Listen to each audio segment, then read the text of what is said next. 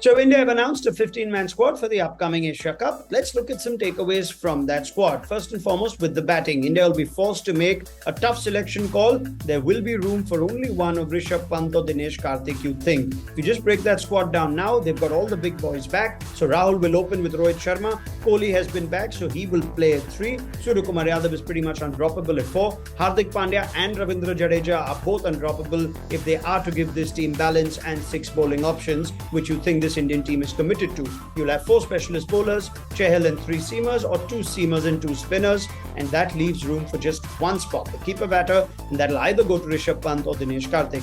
Are India committed to DK being a specialist player and a position that they cannot do without?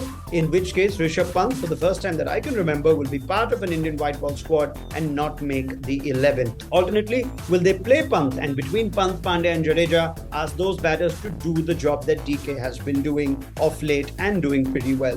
One other thing India will need to consider is if they don't play Pant, 1 to 6 are all right-handers, something that an opposition T20 side can match up and line up well against.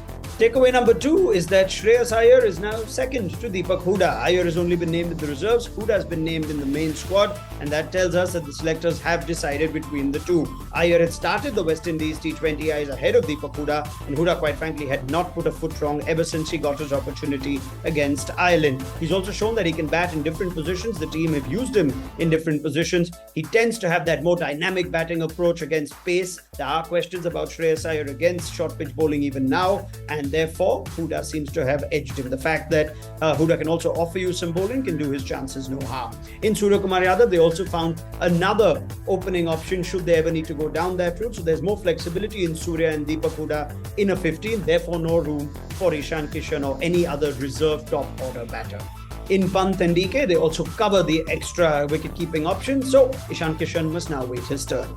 And finally, this may not necessarily be the balance of the bowling attack as India go to Australia. There may be an extra seamer in that team and 1 spinner less. For the Asia Cup, they've picked both Ravi Bishnoi and R. Ashwin. So just the 3 seamers, which could very well play in the 11 as well, with no seamer in reserve for the Asia Cup. Perhaps a conditions-based selection. What it also tells us is that the selectors are backing Arshdeep Singh and Avesh Khan, and they are part of the big plans for the World Cup. Deepak Chahar, in spite of the tempting option that he is, perhaps hasn't recovered in time to be a realistic part of the plans or leapfrog these 2 names that I mentioned. He is in the squad for the Zimbabwe ODIs. He has been named as reserve, so you'd assume he's fit, but the selectors have backed Arshdeep Singh and Avesh Khan ahead of Deepak Chahar.